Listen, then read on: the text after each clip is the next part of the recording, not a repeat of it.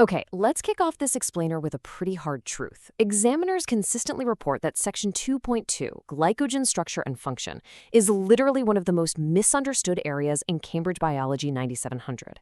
So, if you're aiming for those top-tier marks, you really need to know exactly what the assessment framework is demanding from you. Today, we're going to look at the exact mistake that traps so many students, and more importantly, how you can dodge it entirely by thinking like a principal examiner.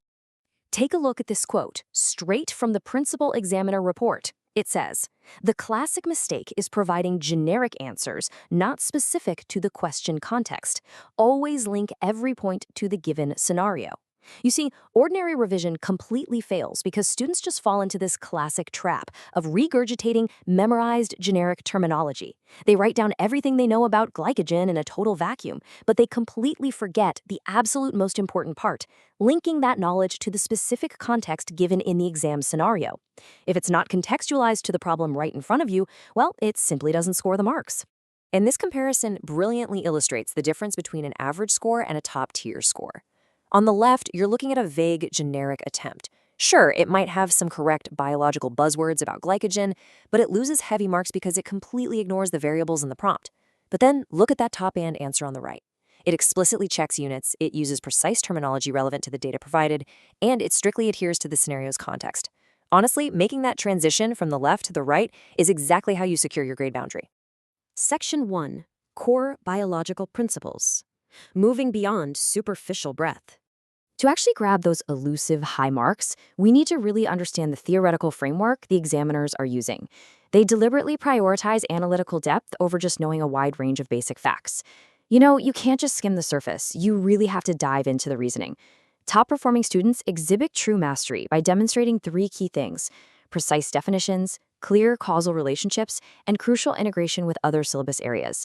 The principal examiner reports consistently highlight that candidates who reference these cross-topic connections achieve significantly higher marks. It basically shows you have a connected conceptual understanding that you can transfer to unfamiliar contexts, rather than just holding on to isolated puzzle pieces. That brings us to a massive question.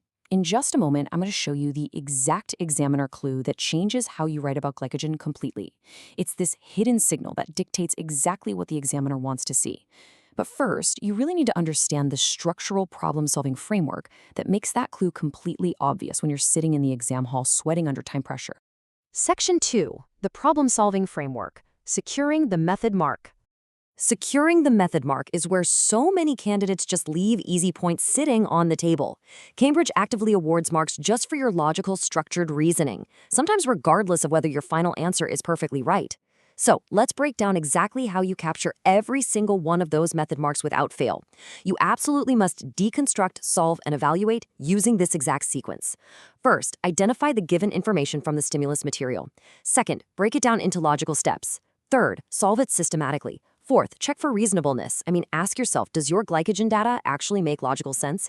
And fifth, make justified recommendations. If you jump straight to the final answer without showing these logical steps, you completely forfeit those easy method marks. Examiners just cannot reward a process they can't see. Now, this next concept is a notorious trap. If a question asks you to compare glycogen structures, you absolutely cannot just list features. You must explicitly state similarities and differences. You have to use comparative connectives to bridge your ideas, and you really must support each comparison with hard evidence from the data provided. Finally, draw conclusions about their relative importance. Doing just one side of the comparison, that's a surefire way to have your score capped. Section 3. Statistical and Technical Methods. Choosing the precise analytical tool. Choosing the right analytical tool is absolutely critical in Biology 9700, mostly because applying the wrong statistical test to your glycogen data isn't just a minor oopsie, it is an instant zero for that section of the paper. You have to know your tools. So to never make that mistake again, follow this map. You must use a t-test, strictly for comparing the means of two different sets of data. You use the chi-squared test when you're dealing with categorical data. And you use correlation tests when you're looking for relationships between variables. Memorize this setup. Knowing instantly which tool to pull from your analytical toolbox is going to save you time and, more importantly, save your grade.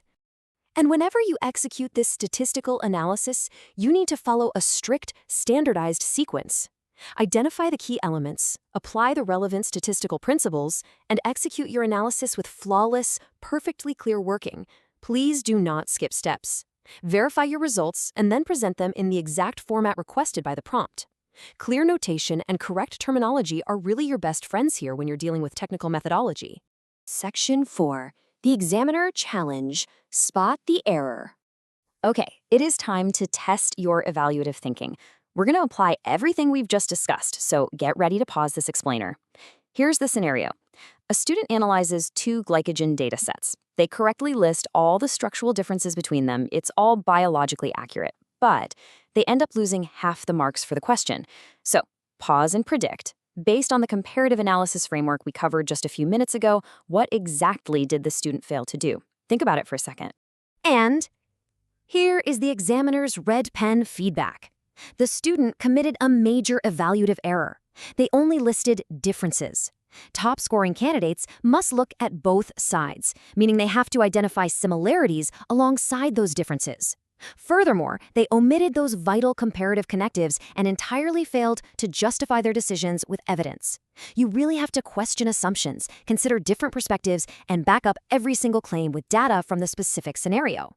Which brings us right back to that examiner clue I promised you earlier. This diagnostic cliffhanger is everything. You see, while the problem-solving framework we just walked through is incredibly powerful, applying it correctly depends entirely on one hidden element: decoding the specific command words. We're talking about words like explain, describe, calculate, and evaluate. These specific command words dictate the exact mark band you'll be placed in, and misinterpreting them is basically the silent killer of biology exams. If you don't answer the specific command, your perfect biology knowledge just won't save you. So, how do you decode these hidden clues and ensure all your hard work actually translates into top marks?